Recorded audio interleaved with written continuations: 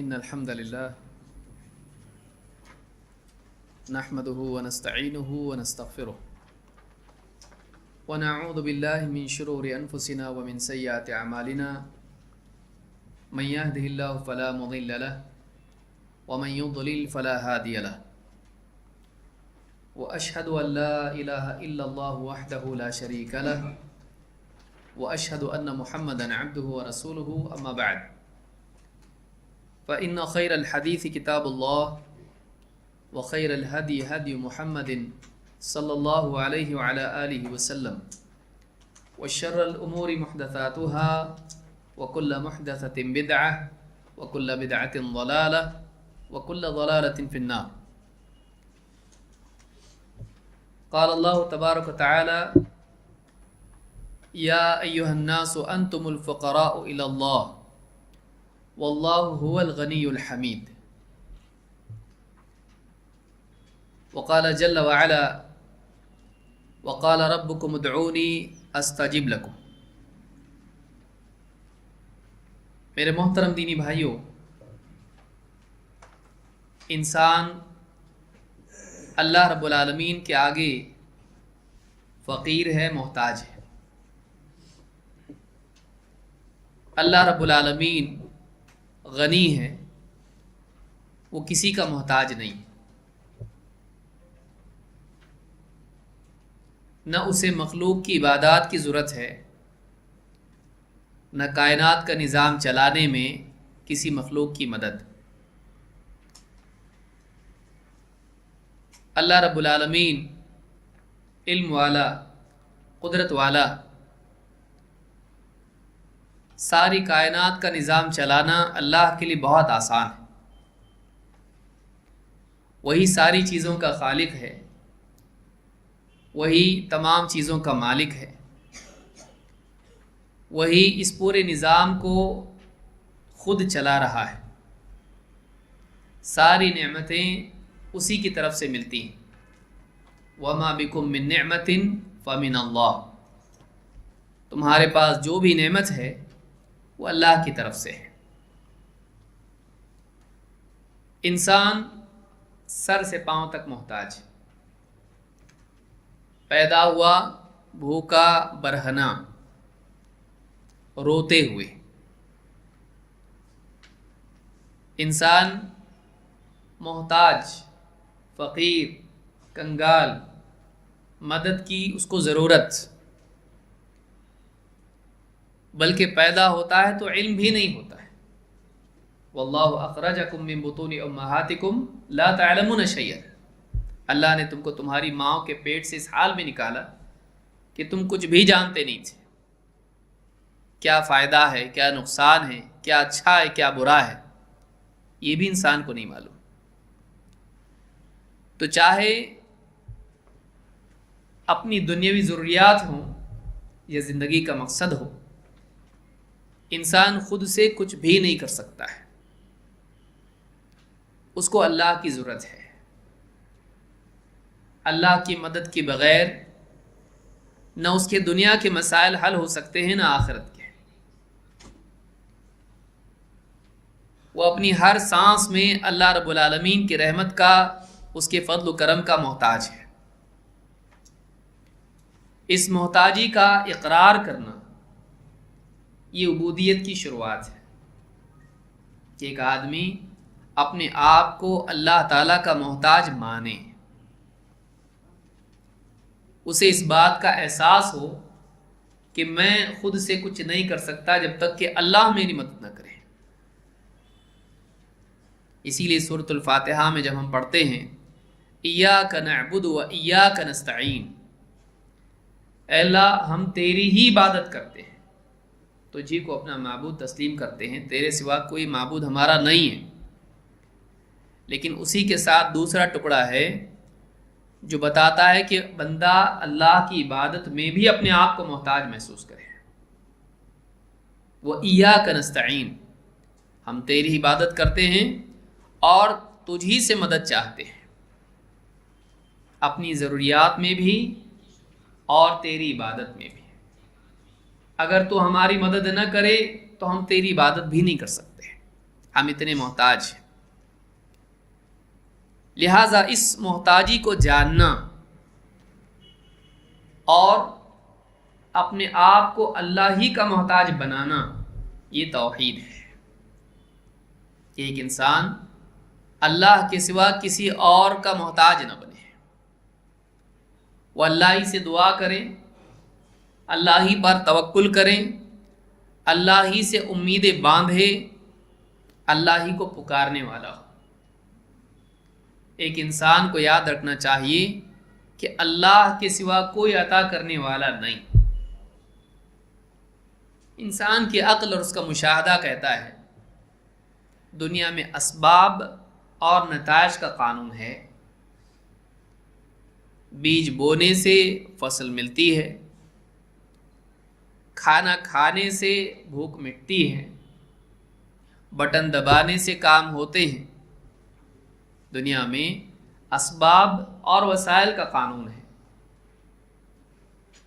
آگ جلاتی ہے، پانی ڈبوتا ہے، ہوا سے سانس لے کے زندگی چلتی ہے. اسباب ہیں اتنے سارے، ان سے کام بنتے ہیں. لیکن مومن کو یاد رکھنا چاہیے، ہر انسان کو اس بات کا احساس اور شعور رہنا چاہیے کہ یہ ساری چیزیں اور وسائل اللہ کے پیدا کیے ہوئے ہیں، اور یہ ساری چیزیں اللہ رب العالمین کے فیصلے، اس کی مشیت، اس کے حکم، اس کے امر کے ماتحت ہیں. اگر اللہ تعالیٰ اپنا فیصلہ نافذ کرے، نفع والی چیز نقصان پہنچا سکتی ہے اور نقصان والی چیز نفع پہنچا سکتی ہے. فرعون کو ڈبانے والا وہی پانی ہے جس پر سے موسیٰ علیہ السلام گزر گئے. فرعون کو کون سے پانی نے ڈبویا؟ نیا پانی آیا کوئی نہیں. موسیٰ علیہ السلام گزر گئے اور اسی پانی نے فرعون کو ڈبو دیا. کیوں؟ اللہ کا حکم. آگ ابراہیم علیہ السلام کو نہیں جلا سکی. کیوں؟ اللہ کا حکم. اللہ تعالیٰ کے حکم کے تابع ساری چیزیں ہیں. تو اگر کوئی آدمی یہ سمجھتا ہو کہ نہیں، کاز اینڈ ایفیکٹ کائنات میں چلتا ہے، اسباب سے ہوتا ہے، اس کو یاد رکھنا چاہیے کہ یقیناً اللہ تعالیٰ نے اسباب پیدا کیے ہیں جن کے نتائج ہوتے ہیں. ان کو اختیار کرنا بھی عقل مندی اور سنت ہے، سمجھداری ہے، دین ہے. لیکن یہ جتنے بھی اسباب ہیں یہ بھی اللہ تعالیٰ کے فیصلے کے محتاج ہیں. لہٰذا مانگنا تو اللہ ہی سے چاہیے کہ یہ چیز میرے لیے نفع بخش بنے، اللہ کے فیصلے سے بنے گی. اگر اللہ ناراض رہا تو یہ چیز نفع والی ہے، دوائی ہے، ری ایکشن ہو جائے گا. اور اگر اللہ تعالیٰ چاہے تو زہر کھا کے بھی کچھ نہیں ہوگا. اگر اللہ بچانا چاہے تو زہر دے دیں لوگ، اللہ بچانا چاہے اللہ بچائے گا. نہیں، معمولی کھانا کھا کے بھی آدمی گلے میں حلق میں پھنس کے مر جائے گا. فیصلہ اللہ کا چلتا ہے. دعا کے لیے بنیادی بات یہ ہے، کیوں مانگے بھائی دعا؟ سب تو ٹھیک چل رہا نا، اللہ کا دیا سب ہے ہمارے پاس، اتنا پیسہ ہے، اتنا سب کچھ ہے، صحت ہے، عہدہ ہے، حکومت ہے، پیسہ ہے، عزت ہے، شہرت ہے، سب ہے، کیا مانگے؟ جتنا بھی ہے اللہ تعالیٰ ایک لمحے میں بدل سکتا ہے. ایک لمحہ اس کا آدھا، اس سے بھی کم. کتنے لوگ آپ دیکھیے، کروڑ پتی، سیلاب آیا فقیر، زلزلہ آیا سب ختم. نہیں، کتنے لوگ ہیں لاکھوں اور کروڑوں کی جائیداد ہے، سیلاب آ گیا سب ختم، کچھ بھی نہیں بچا، کوئی چیز ان کے پاس نہیں. زندگی میں ایک لمحے میں اللہ تعالیٰ کچھ کا کچھ کر دیتا ہے. آدمی ہمیشہ اپنی نگاہ اللہ پر رکھے. اللہ ہے سب کچھ، لیکن اس سے انتفاع تیری توفیق کے بغیر نہیں ہو سکتا ہے. کہ جو چیز تو نے دی ہے اس سے فائدہ عطا فرما. تو دینے والا ہے. ساری چیزیں ہیں نہیں، تو ہم تجھ سے چاہتے ہیں، تو ہمارا رب ہے، ہم تجھ سے مانگ کے لیں گے. اس لیے کہ بندے کے لیے افتقار اس کا افتخار ہے، بندے کی محتاجی اس کا شرف ہے. اللہ کا محتاج ہونا عزت ہے، مخلوق کا محتاج ہونا ذلت ہے. جیسے آپ دیکھیے اللہ نے کیا فرمایا، یا ایھا الناس انتم الفقراء الی اللہ واللہ هو الغنی الحمید. اے لوگو تم سب کے سب اللہ کے آگے فقیر ہو، محتاج ہو. اللہ ہے جو غنی ہے، حمید ہے. اللہ نے اپنا کمال بیان کیا کہ اللہ غنی ہے، اس کو کسی کی ضرورت نہیں، حمید ہے، تعریف کے لائق ہے. تو پھر بندے کا حال کیا بیان کیا؟ اگر بندے کا حال آپ دیکھیں، اللہ کی نسبت سے وہ محتاج ہے. لیکن اگر دیکھا جائے تو اس محتاجی میں کہ بندہ اللہ ہی کا محتاج بنے، یہ خود اس کی عزت ہے. جب اللہ کا کمال اللہ نے بیان کیا، بندے کا بھی کمال یہ ہے کہ وہ صرف اللہ کا محتاج بنے. یہ اس کا کمال ہے. بتوں کے آگے جھکنے والا، در در کی ٹھوکریں کھانے والا، درگاہوں پہ چکر کاٹنے والا، ان سے مانگنے والا، یہ شرف نہیں، یہ ذلت ہے. لیکن ایک اللہ سے مانگنے والا، ایک اللہ کے آگے ہاتھ اٹھانے والا، اس کے آگے سر ٹکانے والا، اس کے آگے گڑ گڑانے والا، یہ عزت ہے. لہٰذا آدمی کو چاہیے کہ وہ اللہ سے مانگنے والا بنے. یہ نہ ہو کہ سب ہے اب کیا مانگو، سب ہے، پوری دنیا کے خزانے ہوں، پوری دنیا کے خزانے اس کے پاس ہوں، ساری نعمتیں اس کے پاس ہوں، تب بھی وہ اللہ تعالیٰ سے مانگتا رہے، کیونکہ اللہ ہی دیتا ہے اور کوئی دیتا نہیں. ہمیشہ اللہ کا محتاج ماننا ہے. اور آج اسی عنوان کے تحت دعا کی فضیلت، دعا کی قبولیت کی شروط، اسی طرح سے دعا کے آداب، اور اس کے کون سے اوقات ہیں جن میں دعا قبول ہوتی ہے، اور کون لوگ ہیں، کن حالات میں دعائیں قبول ہوتی ہیں، یہ ساری چیزیں انشاءاللہ آج کے اس مختصر سے کورس میں، ورنہ اس کے علاوہ بھی اور بہت ساری باتیں ہیں جو دعا سے متعلق ہیں، ساری باتوں کا احاطہ ہم نہیں کر پائیں گے. کوشش کریں گے کہ جتنی چیزیں ہمارے نوٹس میں مکمل ہو جائیں، اور بھی بہت ساری چیزیں دعا سے متعلق ہیں، آنے والے دنوں میں کبھی انشاءاللہ مزید بچی ہوئی باتیں ہم دیکھیں گے، ورنہ یہ بھی بہت زیادہ ہے. تو ایک ایک کر کے ہم اس کو سمجھنے کی کوشش کریں گے. اللہ تعالیٰ قرآن کریم میں فرماتا ہے، وَقَالَ رَبُّكُمُ ادْعُونِي أَسْتَجِبْ لَكُمْ. تمہارے رب کا فرمان ہے کہ تم مجھ سے دعا کرو، میں تمہاری دعا قبول کروں گا. اس میں دو باتیں ہیں، ایک اللہ کا حکم ہے، دو اللہ کا وعدہ ہے. اس آیت میں اللہ تعالیٰ نے حکم بھی دیا اور وعدہ بھی کیا. حکم دیا دعا کرنے کا، اور وعدہ کیا دعا قبول کرنے کا.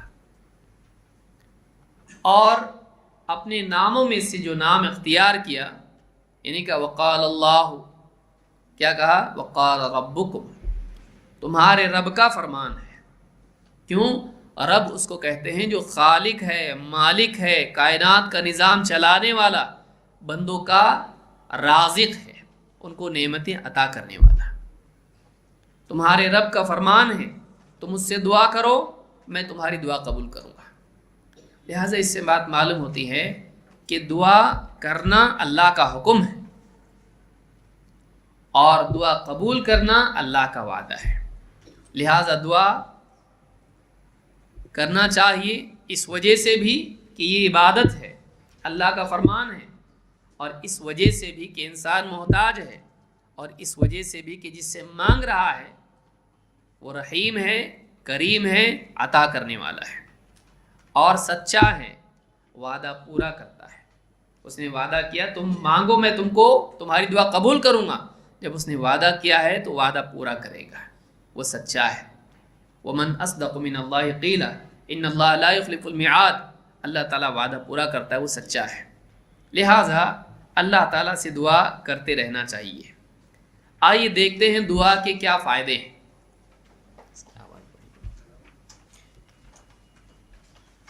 نمبر 1، دعا افضل ترین عبادت ہے۔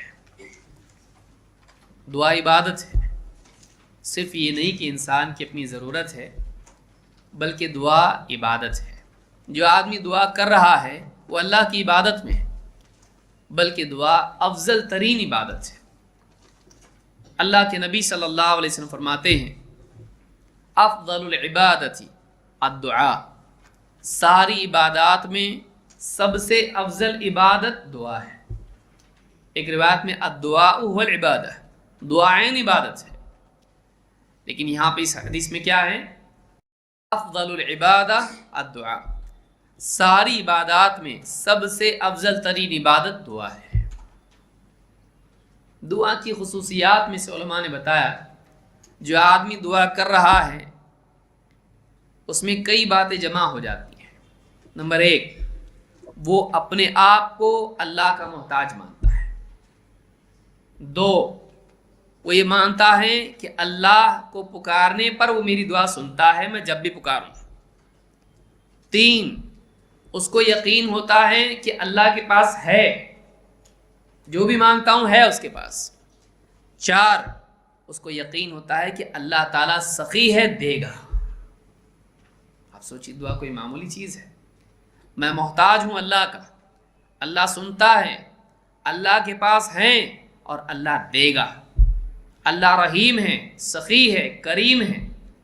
تو دعا مانگنے میں یہ ساری چیزیں جمع ہو جاتی ہیں، جو اللہ تعالیٰ کی معرفت اور اپنی حیثیت دونوں کے جمع کرنے کا معاملہ ہے۔ اسی لیے کہا افضل العبادت الدعاء، ساری عبادات میں سب سے افضل عبادت دعا ہے۔ تو دعا عبادت ہے، لہٰذا اللہ کے سوا کسی اور سے دعا کرنا اس کی عبادت کرنا ہے۔ اللہ کے سوا کسی اور سے یعنی دعا کرنا جائز نہیں ہے۔ اس حدیث کو امام حاکم نے اور اسی طرح سے دوسرے محدثین نے روایت کیا ہے، اور سید جامع صغیر میں شیخ الالبانی نے اس کو صحیح کہا ہے۔ نمبر 2، دعا ذلت نہیں، دعا عزت والی چیز ہے۔ ایک آدمی دنیا میں لوگوں کے سامنے مانگتا ہے، ہاتھ پھیلاتا ہے، یہ شرمندگی کی چیز ہے، ذلت ہے۔ لیکن اگر آدمی اللہ کے آگے ہاتھ پھیلائے، اللہ سے مانگے، اللہ کے آگے گڑ گڑائے، یہ ذلت کی چیز نہیں ہے، یہ عزت کی چیز ہے۔ اللہ کے نبی صلی اللہ علیہ وسلم فرماتے ہیں لیس شیء اکرم علی اللہ تعالی من الدعاء، اللہ کے نزدیک دعا سے زیادہ شرف والی کوئی چیز نہیں۔ یعنی اللہ کے نزدیک دعا کرنا عزت کا کام ہے، شرف کا کام ہے، لہٰذا دعا کرنے والا اللہ کے نزدیک ذلیل نہیں ہوتا ہے، وہ اللہ کے نزدیک عزت والا ہوتا ہے۔ دنیا میں معاملہ الٹا ہے۔ دنیا میں کیا ہے؟ آدمی کسی سے مانگتا ہے، اس کی عزت گڑ جاتی ہے، وہ اس کو ذلیل سمجھتا ہے، اس کو چھوٹا سمجھتا ہے۔ لیکن اللہ تعالیٰ کے ہاں جب آدمی دعا کرتا ہے اس کی عزت بڑھ جاتی ہے۔ کیوں؟ کیونکہ اس نے اللہ کو پہچانا، اس نے دینے والے کو پہچانا، یہ توحید والا ہے، لہٰذا اس کی عزت اللہ کے نزدیک ہے جو اپنے کو اللہ کا محتاج مانے۔ تو کوئی آدمی نہ سمجھے کہ دعا کرنا کیسا ذلت کا کام ہے، نہیں، اللہ تعالیٰ کے نزدیک وہ ذلت کا کام نہیں ہے، لہٰذا دعا کرنے والا بھی عزت والا ہے، دعا کرنے والا اللہ کے نزدیک عزت والا ہے۔ لیس شیء اکرم علی اللہ تعالی من الدعاء، اللہ کے نزدیک دعا سے زیادہ شرف والا کوئی عمل نہیں۔ اس حدیث کو امام احمد اور ترمذی اور حاکم نے اور اسی طرح سے امام البخاری نے الادب المفرد میں روایت کیا ہے۔ آگے بڑھتے ہیں۔ نمبر 3، اللہ تعالیٰ بندے کی دعا رد کرنے سے شرماتا ہے۔ آپ دیکھیں کتنی بڑی بات ہے۔ اور اس حدیث میں اللہ کی صفات بیان ہوئی ہیں جو بالکل عطا کے مناسب ہیں۔ کیا فرمایا؟ ان اللہ تعالی حیی کریم، اللہ تعالی حیی ہے۔ حیی ان کے معنی حی نہیں، الحی القیوم نہیں، حیی حیا والا، کریم سخی، دو صفات، دو نام اللہ کے بیان ہوئے۔ ایک کون سا؟ حیا والا، دوسرا کرم کرنے والا، شرف والا، سخاوت والا۔ کرم کے معنی سخاوت کے بھی ہوتے ہیں، شرافت کے بھی ہوتے ہیں۔ تو اللہ تعالی حیا کرنے والا اور سخاوت والا ہے۔ یستحیی اذا رفع الرجل الیہ یدیہ ان یردہما صفرا خائبتین، وہ شرماتا اس چیز سے کہ جب انسان اس کی طرف اپنے دونوں ہاتھ پھیلائے، اس کی طرف اپنے دونوں ہاتھ اٹھائیں تو ان دونوں ہاتھوں کو خالی اور ناکام لوٹائیں۔ اللہ اس سے شرماتا ہے کہ میرا بندہ میری طرف ہاتھ اٹھا کے دعا کر رہا ہے، دونوں ہاتھ اس نے اٹھائے مانگنے کے لیے۔ اس سے معلوم ہوتا ہے کہ دعا میں ہاتھ ایسے اٹھانا چاہیے، کیونکہ وہ دینے والے ہاتھ ایسا اس میں آتا ہے کہ بندہ جب اللہ سے مانگتا ہے تو اللہ تعالیٰ اس سے شرماتا ہے کہ بندے کے ہاتھ خالی لوٹا دے، یعنی اللہ تعالیٰ اس کے ہاتھ میں کچھ نہ کچھ ڈالتا ہے، اس کی دعا کو خالی اللہ جانے نہیں دیتا ہے۔ اور اللہ تعالیٰ شرماتا ہے کہ جب بندہ مجھ سے مانگ رہا ہے میں خالی کیسے لوٹاؤں اس کو۔ تو یہاں دو نام ہیں، حیا والا، حیا کا تقاضا ہے کہ بندے کو اللہ تعالیٰ خالی ہاتھ نہیں لوٹا ہے، اور کرم کا تقاضا ہے کہ اللہ تعالیٰ بندے کو اپنی نعمتوں میں سے، اپنے خزانوں میں سے عطا کرے۔ سخی سے اگر کوئی مانگتا ہے وہ اس کو دیتا ہے، مزید یہ کہ وہ سخی حیا والا بھی ہو کہ خالی ہاتھ لوٹانے سے شرمائے۔ اللہ تعالیٰ بندے سے شرماتا ہے اس بات سے کہ کہیں اس کو خالی ہاتھ اللہ تعالیٰ نہ لوٹائے۔ تو اس حدیث کو امام احمد، ابو داؤد، ترمذی، ابن ماجہ اور حاکم نے روایت کی اور یہ حدیث صحیح ہے۔ اس حدیث سے کیا معلوم ہوا؟ اس حدیث سے بات معلوم ہوئی، اس حدیث کا تقاضا یہ ہے کہ ہم ہمیشہ اللہ سے مانگتے وقت یقین رکھیں کہ اللہ تعالیٰ خالی ہاتھ نہیں لوٹائے گا۔ اس یقین کے ساتھ اللہ سے مانگنا چاہیے۔ نمبر 4، دعا سے اللہ کے فیصلے بدلتے ہیں۔ دعا سے تقدیر کے فیصلے بدلتے ہیں، قضا جس کو کہتے ہیں۔ دعا قضا کو پھیرتی ہے، اتنی بڑی چیز ہے، بلکہ صرف دعا کرتی ہے ایسا اور کچھ نہیں، صرف دعا ہی اللہ کے فیصلوں کو پلٹاتی ہے، پھیرتی ہے، بدلتی ہے۔ اللہ کے نبی صلی اللہ علیہ وسلم فرماتے ہیں لا يرد القضاء الا الدعاء۔ اللہ قضا کے معنی ہوتا ہے فیصلہ، وقضى ربك الا تعبدوا الا اياه۔ قضا اللہ کا فیصلہ، اللہ کے فیصلے کو دعا کے سوا کوئی چیز نہیں پلٹاتی ہے۔ اللہ کے فیصلے کو دعا کے سوا کوئی چیز پھیرتی نہیں، بدلتی نہیں ہے۔ کیا مطلب ہے؟ انسان بیمار ہوا، اس کے پاس کوئی اسباب نہیں ہے، بیمار ہونے کا فیصلہ کس نے کیا؟ اللہ تعالیٰ نے۔ اب ڈاکٹر بولا مشکل ہے، اسباب سے تو ہو رہا نہیں، اور بیماری ڈالی کس نے؟ اللہ نے۔ وہ فیصلہ کس کا تھا؟ اللہ کا۔ اب بندہ اللہ سے دعا کرتا ہے، وہ یا کوئی اور اس کے لیے، اے اللہ شفا دے دے۔ اللہ کا جو بیماری کا فیصلہ ہے وہ بدل جاتا ہے، اللہ اس کے لیے شفا دیتا ہے۔ اللہ تعالیٰ کی طرف سے کوئی مصیبت آئی، ابھی پہنچی نہیں، آ رہی ہے، دکھائی دے رہی ہے، بندہ اللہ سے دعا کرتا ہے، وہ مصیبت ٹل جاتی ہے۔ اللہ ہی کی طرف سے مصیبت کے فیصلے آتے ہیں، تکلیف کے فیصلے آتے ہیں، ان کو پھیرتا کون ہے؟ دنیا کی کون سی طاقت ہے جو اس کو روکے؟ کوئی طاقت نہیں ہے، سوائے دعا کے کوئی اور سبب نہیں ہے جو اللہ کے فیصلوں کو پلٹا دے۔ یہ دعا کے شرف کو ظاہر کرنے کے لیے ہے، اور توحید والا بندہ جب اللہ سے مانگتا ہے تو اس کے فضل کو ظاہر کرنے کے لیے ہے۔ یہ اللہ کی رحمت کا اظہار ہے کہ تیری دعا کے ذریعے سے میں اپنے فیصلوں کو بدل دوں گا۔ علماء نے کہا کہ تقدیر دو طرح کی ہوتی ہے، اس کو بھی سمجھ لیں چونکہ بات آئی ہے ضمناً۔ ایک ہے تقدیر جس کو تقدیر مبرم کہتے ہیں، قضاء مبرم کہتے ہیں، اور دوسری ہے قضاء معلق۔ قضاء مبرم کون سی ہے؟ اللہ تعالیٰ نے جس کو پہلے سے طے کر دیا ہے، جو اللہ کے علم میں ہے، اس کو قضاء مبرم کہتے ہیں۔ وہ پکی بات ہے، بدلنے والی نہیں۔ لیکن قضاء معلق وہ ہے جو فرشتوں کے پاس فیصلے دیے جاتے ہیں، بندہ جب عمل کرتا ہے فرشتوں کے پاس اس میں تبدیلی کی جاتی ہے کہ اگر یہ صلہ رحمی کریں اس کی عمر بڑھاؤ۔ وہ کہاں بڑھتی ہے؟ فرشتوں کے پاس۔ ان کے پاس جو لکھا ہوا ہوتا ہے اس میں تبدیلی فرشتے کرتے ہیں۔ اگر اس نے ایسا کیا، دعا کی، اس کو مصیبت ہٹا دو، اس نے دعا کی اس کے لیے رزق بڑھا دو، اس نے دعا کی اس کے لیے شفا کا فیصلہ کر دو۔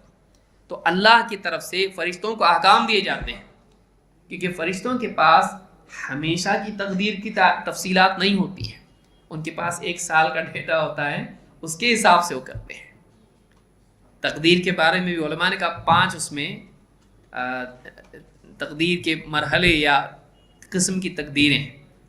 ایک ہے تقدیر ازلی، جو اللہ نے 50,000 سال پہلے کائنات کے بنانے سے پہلے سب کچھ لکھ دیا، وہ تقدیر ازلی ہے۔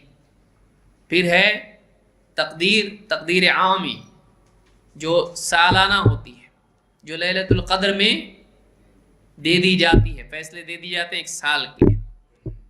پھر اسی طرح سے ایک تقدیر ہے جو یعنی زندگی بھر کے لیے، بندہ جب ماں کے پیٹ میں 4 مہینے کا ہو جاتا ہے بچہ، تو اس وقت میں ساری زندگی کے معاملے میں اس کے طے کر دیا جاتا ہے کتنا کھائے گا، کیا رزق ہوگا اس کا، اور کتنی عمر ہوگی۔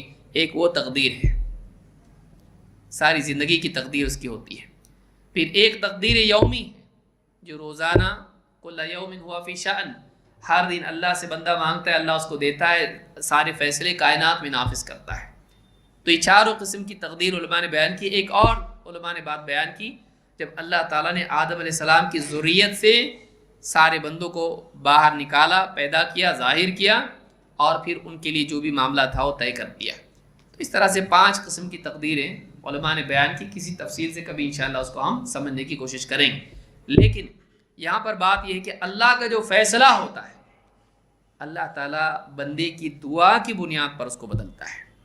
جو بھی فیصلہ کائنات میں ظاہر ہوتا ہے یا بندے تک پہنچتا ہے یا آنے والا ہوتا ہے، اس کی دعا کی بنیاد پر اللہ تعالیٰ اس کے لیے وہ چیز بدل دیتا ہے۔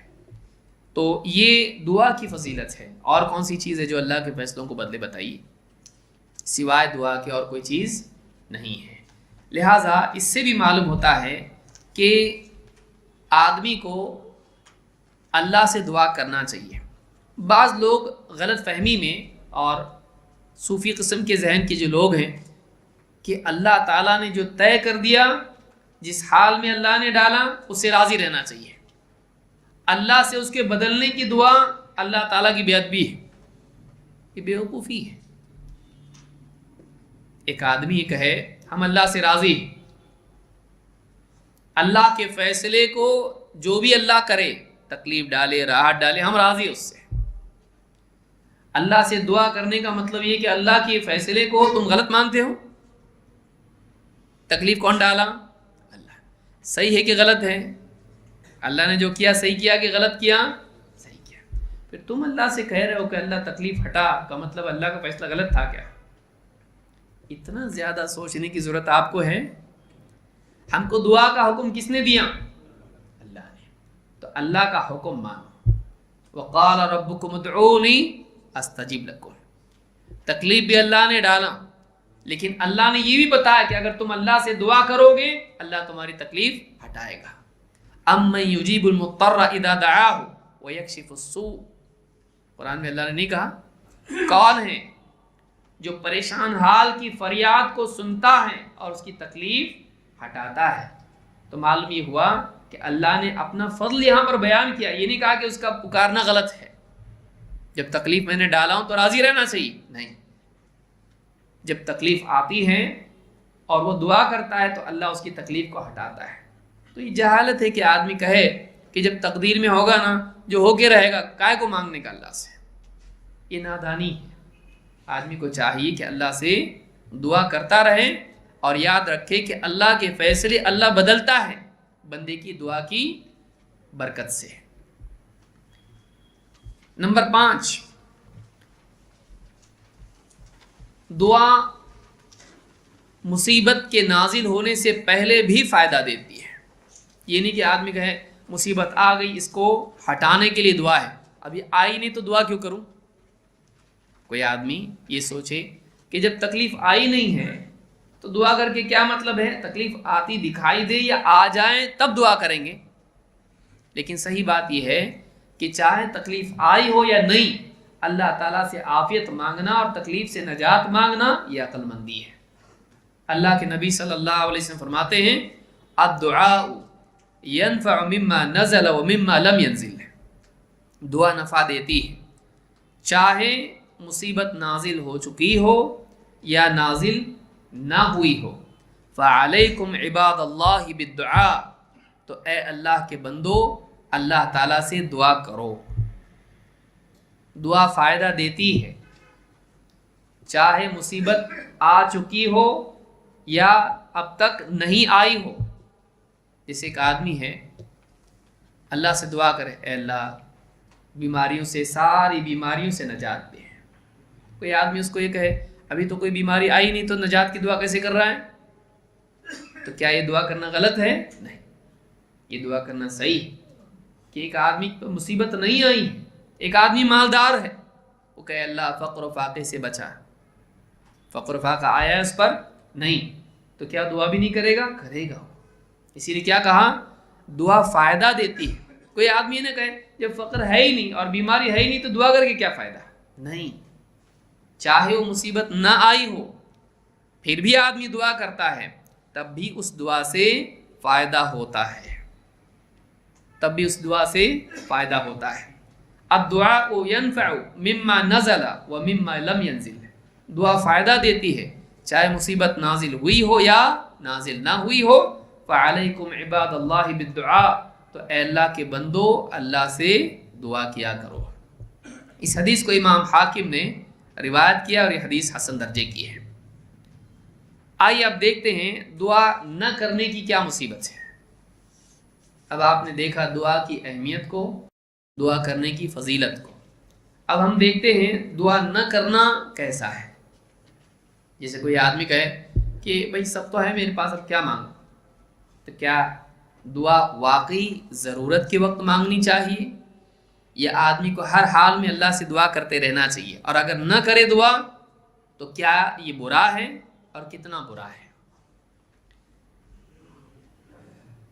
दुआ न करना इंतहाई आजिज़ी है। आजिज़ किसको कहते हैं? कि जिसमें कुछ करने की सलाहियत ना हो और हौसला भी ना हो। आजिज़ कौन है? जो कुछ नहीं कर सकता, ऐसे आदमी को क्या कहेंगे? आजिज़। अल्लाह के नबी सल्लल्लाहु अलैहि वसल्लम फरमाते हैं अअजज़ुन नासी मन अजज़ अनिद दुआ, सारे लोगों में सबसे ज़्यादा आजिज़ इंसान वो है जो दुआ करने से भी आजिज़ हो जाए। जैसे कोई आदमी है मिसाल के तौर पर, उसको पैरालिसिस हो जाए, बदन उसका बोलते हैं ना हवा चलेगी बदन में से, या उसको यानी फालिज हो गया जिसको, तो अब ऐसा आदमी कोई चीज़ उठा सकता है? नहीं, तो आजिज़ हो गया, ये नहीं कर सकता है कुछ। तो दुआ नहीं करने वाला ऐसा है जैसे आजिज़ है, इससे ज़्यादा कोई आजिज़ नहीं है। क्योंकि एक आदमी कोशिश करने के लिए उसको उठना पड़ेगा, चलना पड़ेगा, कुछ करना पड़ेगा। दुआ के लिए क्या करना पड़ता है? तो जिस हाल में है اس حال میں اللہ سے مانگ سکتا ہے، بستر پر مانگ سکتا ہے۔ زبان اگر نہیں چل سکتی ہے تب بھی دل سے اللہ سے مانگ سکتا ہے۔ یہ بھی آدمی اگر نہ کرے تو اس سے زیادہ عاجز کون ہے؟ ایک آدمی اللہ سے مانگنے سے عاجز ہو جائے تو اس سے زیادہ آدمی کمزور اور کچھ نہ کر سکتا، اور اس سے زیادہ عاجز کون ہو سکتا ہے؟ اس سے زیادہ نکما آدمی کون ہو سکتا ہے؟ لہٰذا یہاں پر یہ بتایا گیا ہے حدیث میں کہ سب سے زیادہ عاجز انسان وہ ہے جو دعا بھی نہیں کر سکتا۔ ایک آدمی مثال کے طور پر ڈاکٹر بول دیا اس کو علاج نہیں ہو سکتا۔ ڈاکٹر کوئی خالق ہے، مالک ہے، رب ہے، وہ اگر اللہ چاہے تو علاج ہو سکتا ہے، اگر اللہ چاہے تو علاج ہو سکتا ہے۔ اب یہ آدمی کہ نہیں ہو سکتا، بھائی کوئی کہ دعا کرو اللہ سے، کیا ہوگا، سارے ڈاکٹر تو بول دیے نہیں ہو سکتا۔ اللہ کے بندے اگر اللہ چاہے تو بغیر ڈاکٹر کے بھی علاج ہو سکتا ہے۔ جو آدمی یہ سمجھے کہ ڈاکٹر کے بغیر اللہ شفا نہیں دے سکتا، اس کا ایمان دیکھو کہاں ہے۔ وہ ذریعہ ہیں، شفا دینے والا اللہ ہے۔ دعا کیا سکھائی اللہ کے نبی صلی اللہ علیہ وسلم نے؟ اذهب البأس رب الناس اشفی وانت الشافی لا شفاء الا شفاءک شفاء لا یغادر سقما۔ اذهب البأس، تکلیف کو ہٹا دے، رب الناس، اے لوگوں کے رب، اشفی، شفا دے دے، وانت الشافی، تو ہی تو ہے شفا دینے والا، لا شفاء الا شفاءک، تیرے سوا کسی کے پاس شفا نہیں، تیری شفا کے سوا اور کوئی شفا ہے ہی نہیں۔ شفا اللہ یغادر سقما، ایسی شفا دے کہ جو بیماری کا اثر بھی نہ چھوڑے، تھوڑی بھی بیماری باقی نہ رہے۔ لا شفاء الا شفاءک، تیرے سوا شفا ہے ہی نہیں۔ اشفی وانت الشافی، شفا دے، شفا تو دینے والا تو ہی ہے۔ پھر آدمی کہے کہ ڈاکٹر کے بغیر نہیں ہو سکتا ہے، وہ علاج کا ذریعہ ہے، شفا دینے والا کون ہے؟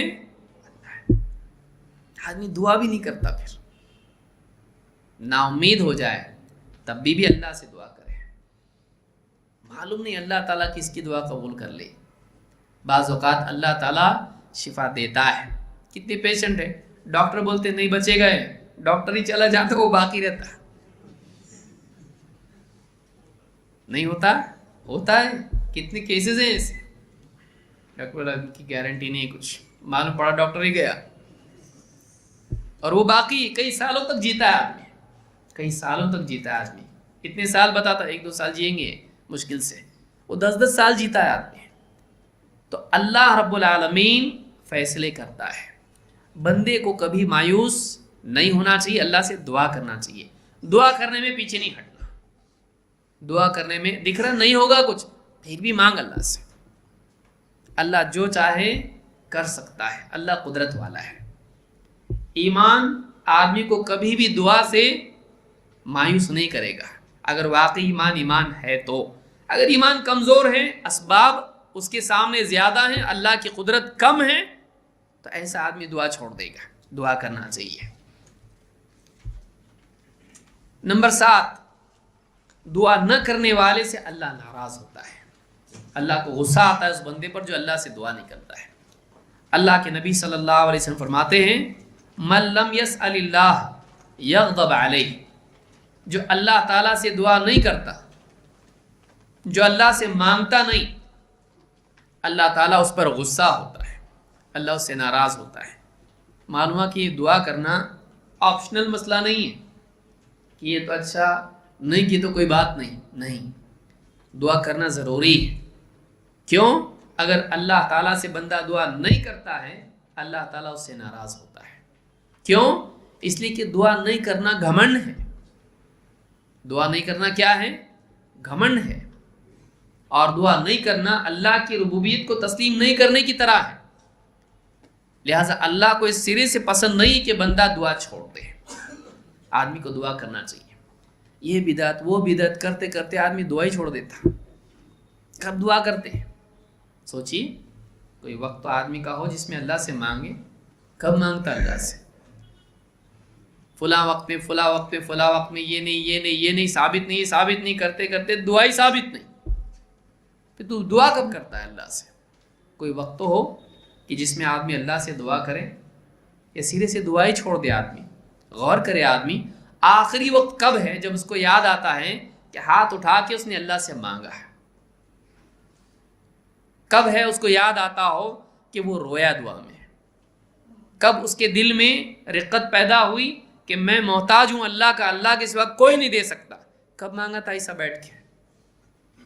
ایسی حالت میں کہ جس کو کسی نے دیکھا نہ ہو، اخلاص کے ساتھ اللہ سے کب مانگا؟ دعا مانگنا چاہیے، دعا اللہ تعالیٰ سے مانگنا چاہیے۔ تو جو نہیں مانگتا ہے اس سے اللہ تعالیٰ ناراض ہوتا ہے، اس پر غصہ ہوتا ہے۔ اس حدیث کو امام ترمذی نے روایت کیا ہے، اور صحیح جامع صغیر میں شیخ الالبانی نے اس کو صحیح کہا ہے۔ نمبر 8، دعا نہ کرنا تکبر کی علامت ہے، اور تکبر کا انجام جہنم ہے۔ اللہ تعالیٰ قرآن کریم میں فرماتا ہے وَقَالَ رَبُّكُمُ ادْعُونِي أَسْتَجِبْ لَكُمْ إِنَّ الَّذِينَ يَسْتَكْبِرُونَ عَنْ عِبَادَتِي سَيَدْخُلُونَ جَهَنَّمَ دَاخِرِينَ۔ اور تمہارے رب کا فرمان ہے تم مجھ کو پکارو، تم مجھ سے دعا کرو، میں تمہاری دعا قبول کروں گا۔ لیکن آگے اللہ تعالیٰ نے کیا فرمایا؟ ان الذین یستکبرون عن عبادتی، یقیناً وہ لوگ جو میری عبادت سے گھمنڈ کرتے ہیں، سیدخلون جہنم داخرین، ان قریب وہ ذلیل ہو کر جہنم میں داخل ہوں گے۔ اس آیت میں بتایا گیا کہ جو لوگ عبادت سے گھمنڈ کرتے ہیں وہ ذلیل ہو کر جہنم میں جائیں گے۔ جہنم میں جائیں گے لیکن کیسے؟ ذلیل ہو کر۔ گھمنڈ کی سزا کیا ہے؟ ذلت، کہ دنیا میں اگر گھمنڈ کرے گا آخرت میں ذلیل ہوگا۔ لیکن سوچے کہ گھمنڈ کس سے کر رہا ہے؟ بندوں سے نہیں، یہ اللہ سے گھمنڈ کر رہا ہے۔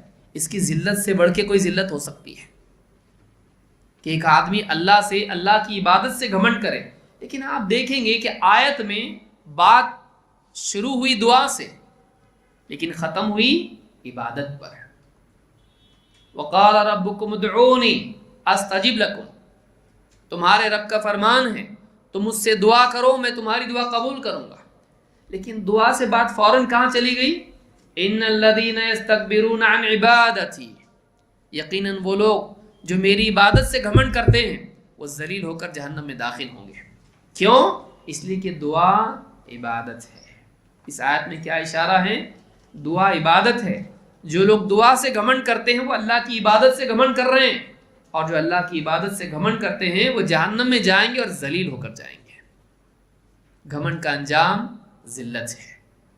لہٰذا دعا کے بارے میں کبھی بھی آدمی کو گھمنڈ نہیں کرنا چاہیے۔ ارے اپنے پاس سب ہے، کیا مانگنے کا اللہ سے؟ نہیں، تیرے پاس کچھ نہیں ہے، تجھ کو دکھائی دے رہا ہے تیرے پاس سب، تیرا کہاں ہے؟ وہ تیرا اس وقت ہوگا جب اللہ تعالیٰ اس چیز کو تیرے لیے استعمال کرنا ممکن بنائے گا۔ پیسے جیب میں ہے، ارے بہت پیسے ہے، ہاتھ ڈالا جیب کٹی، کہاں گئے؟ کہاں گئے؟ میرے تھے، گئے، پاسٹ ٹینس ہو گیا، وہ ابھی نہیں ہے تیرے پاس، تھے نا، نہیں ہے ابھی۔ کیوں؟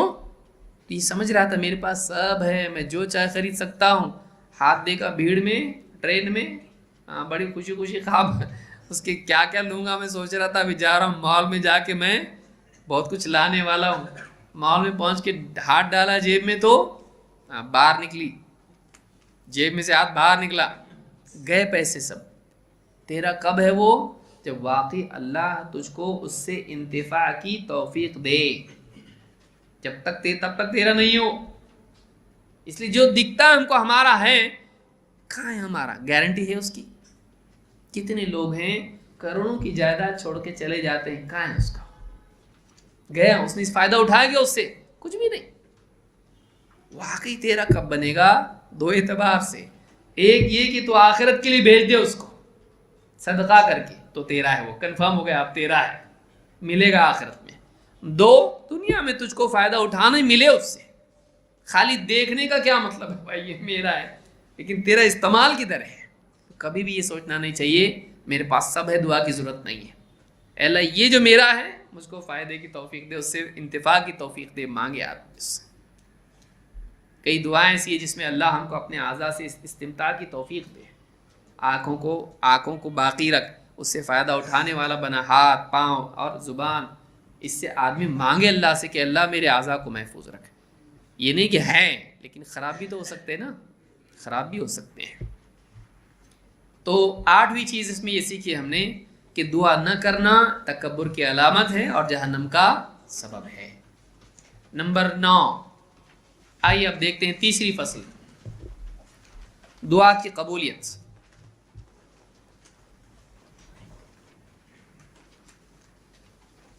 دعا قبول ہوتی ہے، اللہ تعالیٰ اپنے بندوں کی دعا کو ضائع نہیں کرتا ہے۔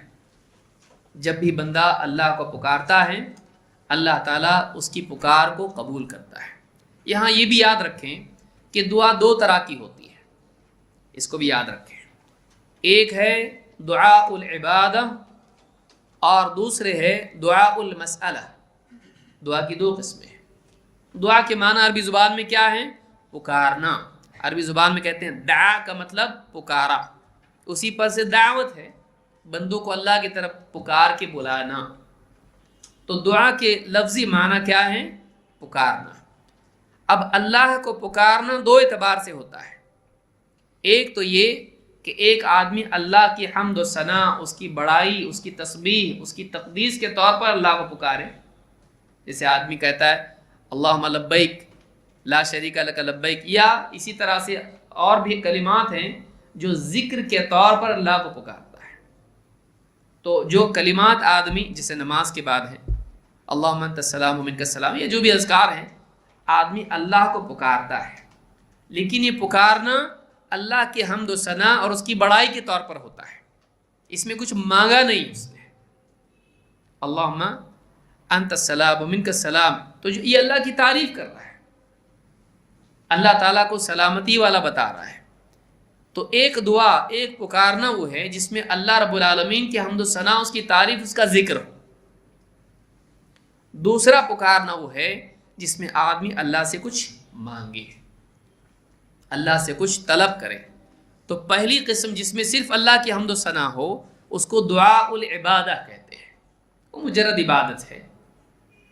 جیسے آدمی عیدین میں تکبیر کہتا ہے اللہ اکبر لا الہ الا اللہ اللہ اکبر اللہ اکبر وللہ الحمد، یہ کیا ہے؟ یہ پکارنا ہے، یہ بھی دعا ہے، اگرچہ یہ ذکر ہے لیکن اس کو دعا کہتے ہیں، دعا بھی ہے یہ۔ لیکن یہ کون سی دعا ہے؟ اللہ کو پکار رہا ہے وہ، یہ دعاء العبادہ ہے۔ لیکن اے اللہ مجھ کو یہ عطا فرما، جب آدمی کچھ مانگتا ہے اللہ تعالیٰ سے تو یہ کیا ہے؟ دعاء المسئلہ، یہ اللہ سے مانگنا ہے۔ تو دعا کی 2 قسمیں ہیں، تو دونوں اعتبار سے اللہ کو پکارنا عبادت ہے، دونوں اعتبار سے اللہ کو پکارنا عبادت ہے۔ اللہ تعالیٰ بندے کی دعا کو قبول کرتا ہے، اس پر اس کو اجر و ثواب دیتا ہے اور اس کی مانگی ہوئی چیز اس کو عطا کرتا ہے۔ اس کی تفصیلات کیا ہیں؟ آئیے دیکھتے ہیں۔ اللہ تعالیٰ فرماتا ہے وَإِذَا سَأَلَكَ عِبَادِي عَنِّي فَإِنِّي قَرِيبٌ أُجِيبُ دَعْوَةَ الدَّاعِ إِذَا دَعَانِ۔ یہ بہت پیاری آیت ہے، قرآن کی ساری آیتیں ایسی ہیں، لیکن بعض آیات ایسی ہیں کہ بہت ساری باتیں اس میں سیکھنے ملتی ہیں۔ وَإِذَا سَأَلَكَ عِبَادِي عَنِّي، اے نبی، خطاب نبی اکرم صلی اللہ علیہ وسلم سے ہے، اے نبی جب آپ سے میرے بندے میرے بارے میں پوچھیں، جب میرے بندے، عبادی میرے بندے ہیں، یعنی کہا لوگ آپ سے پوچھیں، آپ غور کریں کیا کہا جا رہا ہے؟ میرے بندے ہیں۔ عبادی، بندگی کی نسبت کس سے جوڑی جا رہی ہے؟ اللہ سے۔ یہ محبت کا انداز ہے، جب میرے بندے توحید والے جو مجھ کو اپنا معبود مانتے ہیں، جب میرے بارے میں آپ سے پوچھیں، وَإِذَا سَأَلَكَ عِبَادِي عَنِّي، میرے بارے میں، تو آپ بتائیے فَإِنِّي قریب، میں تو قریب ہوں، میں تو قریب ہوں، اجیب دعوت الداعی اذا دعان، دعا کرنے والا، پکارنے والا جب بھی مجھ کو پکارتا ہے میں اس کی پکار کو سنتا ہوں. دعا کرنے والا اجیب جو ہے عربی زبان میں اجابہ یا استجابہ دونوں ہی کے معنی میں آتا ہے. یہ دعا سننے اور قبول کرنے دونوں کے لیے آتا ہے. اس کا مطلب کیا ہوتا ہے؟ سننا اور قبول کرنا. قبول کرنے میں سننا اپنے آپ شامل ہے. تو اللہ تعالیٰ دعاؤں کو قبول کرتا ہے. اللہ نے کیا فرمایا؟ اجیب دعوت الداعی اذا دعان. کرنے والے کی پکار کو سنتا ہوں، دعا کرنے والے کی دعا کو قبول کرتا ہوں جب بھی وہ پکارے. یہ نہیں کہ صبح میں پکارا تو شام کو سنتا ہوں، شام کو قبول کرتا ہوں. کیا کہا جا رہا ہے؟ جب بھی وہ پکارے اس کی پکار کو میں سنتا ہوں. رات کے اندھیرے میں، دن کے اجالے میں، سفر میں، حضر میں، تنہائی میں، مجمع میں، بیماری میں، خوشی کے حالت میں، کسی بھی حال میں آدمی اللہ تعالیٰ کو جب بھی پکارتا ہے. کوئی وقت اللہ کا ایسا نہیں ہے کہ اس وقت دعا مت کرو، کہ اس وقت میں مت مانگو. اللہ کا وقت یہ دعا کا نہیں ہے. اللہ نے کیا فرمایا؟ اجیب دعوت الداعی اذا دعان. جب بھی پکارنے والا پکارتا ہے اللہ اس کی پکار کو سنتا ہے. پھر آدمی کہے کہ اللہ دعا نہیں سنتا، کتنی بڑی بے ادبی، گستاخی، جہالت ہے یہ. اور اللہ تعالیٰ فرما رہا ہے کہ اللہ قریب ہے. ابن تیمیہ رحمۃ اللہ علیہ فرماتے ہیں کہ یہ جو قرب ہے یہ دعا کی وجہ سے ہے، یہ قرب مطلق نہیں ہے. قرآن کریم میں اللہ تعالیٰ کے لیے جو قرب آیا ہے یہ کسی نہ کسی عمل کی جزا کے طور پر ہے. یہاں جو قرب کا ذکر ہو رہا ہے کیوں؟ اللہ تعالیٰ کو پکارنے کی وجہ سے. یہ دعا کرنے والے کے لیے ذکر ہو رہا ہے کہ جب وہ دعا کرتا ہے تو اللہ تعالیٰ اس سے قریب ہوتا ہے. جیسے حدیث میں ہے کہ انا عند الظن عبدی بی وانا معه اذا ذکرنی. میں اپنے بندے کے گمان کے ساتھ ہوں اور میں اس کے ساتھ ہوتا ہوں جب وہ مجھ کو یاد کرتا ہے. تو یہ مقید ہے اللہ کی یاد کے ساتھ. تو اللہ تعالیٰ سے جب بندہ اللہ تعالیٰ سے دعا کرتا ہے اللہ تعالیٰ اس کے قریب ہوتا ہے. لہٰذا یہ نہیں کہ میری آواز جا رہی کہ نہیں جا رہی ہے، اللہ تعالیٰ اس سے قریب ہے. کیسا قریب ہے؟ اللہ تعالیٰ اپنے عرش پر ہے اور بندے سے قریب ہے. اس کی قرب کی حقیقت اللہ جانتا ہے. اللہ تعالیٰ بندے سے قریب ہوتا ہے جس طرح چاہتا ہے. اس کی کیفیت ہم جانتے نہیں، لیکن وہ کہاں ہیں؟ عرش پر ہے. وہ عرش پر ہے لیکن بندے سے قریب ہوتا ہے. کب؟ جب دعا کرتا ہے. وَإِذَا سَأَلَكَ عِبَادِي عَنِّي فَإِنِّي قَرِيبٌ. جب میرے بندے مجھ سے میرے بارے میں اے نبی آپ سے پوچھیں تو آپ بتائیے میں تو قریب ہوں. پکارنے والے کی پکار کو سنتا ہوں، دعا کرنے والے کی دعا کو قبول کرتا ہوں جب بھی وہ دعا کرتا ہے. لہٰذا ایک آدمی اگر واقعی اس بات کا شعور اس کو ہو کہ میں اس وقت میں دعا کر رہا ہوں اور مجھ کو اللہ تعالیٰ کا قرب نصیب ہو رہا ہے، اللہ میری دعا سن رہا ہے، اس وقت یہ جو کلمات میں کہہ رہا ہوں اللہ اس کو سن رہا ہے، تو رونگٹے کھڑے ہو جائیں گے آدمی کے. واقعی دعا بنے گی. ورنہ آدمی کیسی دعائیں کرتا ہے اس میں کوئی اس کو احساس بھی نہیں ہوتا ہے. دعا رسمی نہیں ہونا چاہیے. دعا عبودیت کی اصل ہے. آدمی اس کیفیت کے ساتھ دعا کرے کہ گویا اللہ سے براہ راست مانگ رہا ہے، اللہ تعالیٰ ابھی عطا کرنے والا ہے، جو بھی مانگنا ہے مانگ. آدمی کو اس شعور کے ساتھ اللہ سے مانگنا چاہیے. تو اس آیت میں اللہ تعالیٰ نے بتلایا کہ اجیب دعوت الداعی اذا دعان. جب بھی پکارنے والا پکارتا ہے میں اس کی پکار کو سنتا ہوں. لہٰذا یہ بولنا جھوٹ ہے کہ اللہ تعالیٰ بندوں کی دعاؤں کو نہیں سنتا ہے یا قبول نہیں کرتا ہے. ہاں بعض اعمال آدمی خود ایسے کرتا ہے جس سے اللہ تعالیٰ اس سے ناراض ہوتا ہے، لیکن بندے کی دعا ضائع نہیں ہوتی ہے. اس سورۃ البقرہ میں آیت نمبر 186 میں اللہ تعالیٰ نے فرمایا ہے کبھی اللہ تعالیٰ خلاف عادت بھی بندے کو عطا کرتا ہے. ایسی چیز عطا کرتا ہے جو عادتاً نہیں ملتی ہے.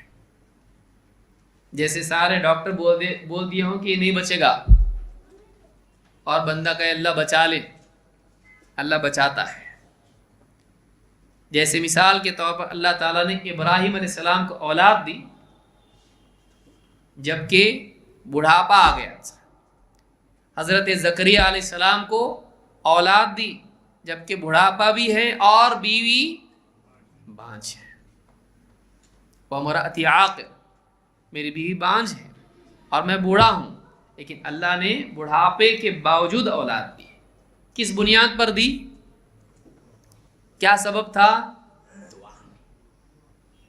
دعا اللہ تعالیٰ سے مانگنا چاہیے، اور انبیاء جانتے ہیں کہ اللہ تعالیٰ دعا کی بنیاد پر عطا کرتا ہے. ابراہیم علیہ السلام کا قول دیکھیے سورہ ابراہیم میں آیت نمبر 39 میں، الحمدللہ الذی وہب لی علی الکبر اسماعیل و اسحاق ان ربی لسمیع الدعاء. تمام تعریف اللہ کے لیے ہے جس نے مجھے اولاد عطا کی بڑھاپے کے باوجود. اسماعیل اور اسحاق، تمام تعریف اللہ کے لیے ہے جس نے اسحاق اور اسماعیل اور اسحاق جیسی اولاد مجھ کو نصیب کی بڑھاپے کے باوجود. ان ربی لسمیع الدعاء، میرا رب بڑا دعاؤں کا سننے والا ہے. کیا کہہ رہے ہیں؟ میرا رب تو بڑا دعاؤں کو سننے والا ہے، وہ سنتا ہے دعاؤں کو، وہ دعاؤں کو قبول کرتا ہے. میرے رب نے میری دعا قبول کر لی ہے.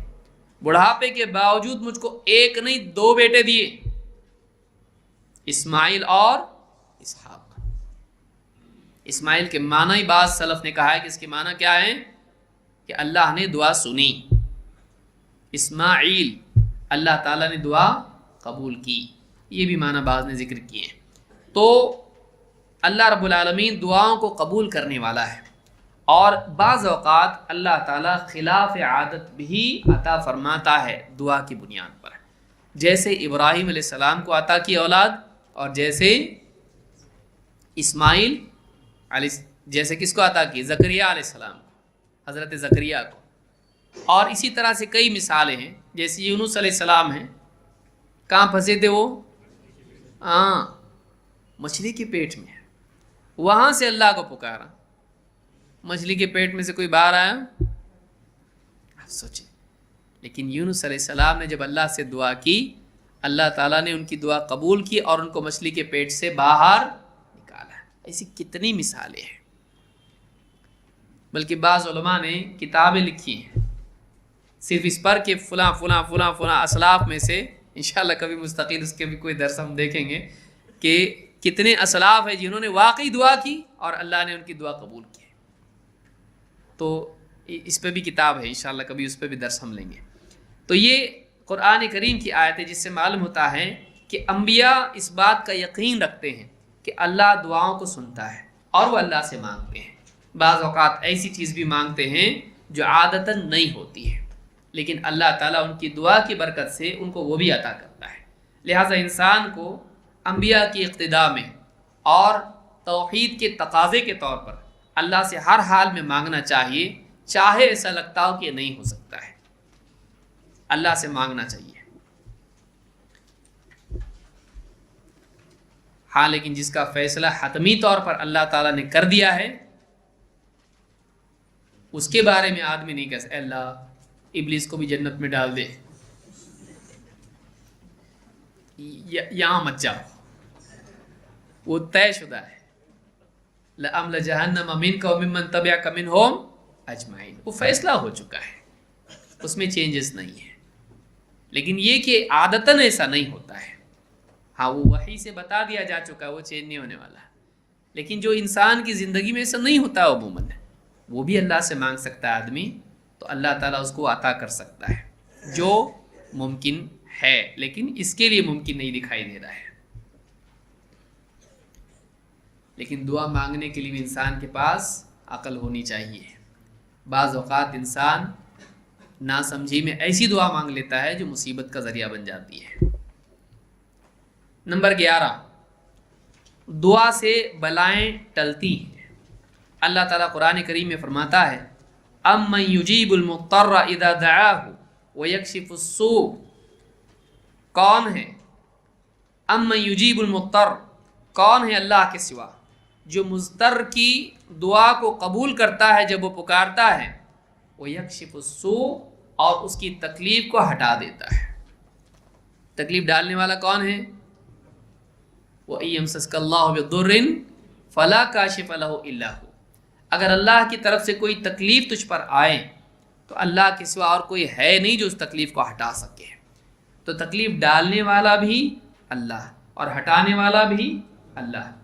बाज़ औक़ात अल्लाह ताला से बंदा दुआ करता है तो अल्लाह ताला अपनी डाली हुई तकलीफ़ हटा देता है उस दुआ की बरकत से। तो न सिर्फ खैर के लिए दुआ होती है बल्कि शर के दफ़ा के लिए भी दुआ होती है। जो आदमी शर की मुसीबत से बचने के लिए दुआ करता है, फरियाद जिसको कहते हैं हमारी अपनी ज़ुबान में, अरबी ज़ुबान में उसके लफ्ज़ आता है इस्तिगासा। इस्तिगासा कि एक इंसान मुसीबत से नजात के लिए अल्लाह को पुकारे, इसको क्या कहते हैं? इस्तिगासा। गौस जो लफ्ज़ बना है, हाँ, तो ये क्या है? फरियाद सुनने वाला। इस्तिगासा किससे करना चाहिए? सिर्फ़ और सिर्फ अल्लाह ताला से। इज़ तस्तगीथून रब्बकुम, अल्लाह ने कहा कि जब तुम अल्लाह से फ़रियाद कर रहे थे तो मालूम है कि फ़रियाद किससे की जाती है? अल्लाह से। अल्लाह ताला ही से मुसीबत में फ़रियाद करना चाहिए, मुसीबत से नजात के लिए। तो इस आयत से मालूम होता है कि दुआ की बरकत से अल्लाह ताला बलाओं को हटाता है, मुसीबतें हटती हैं।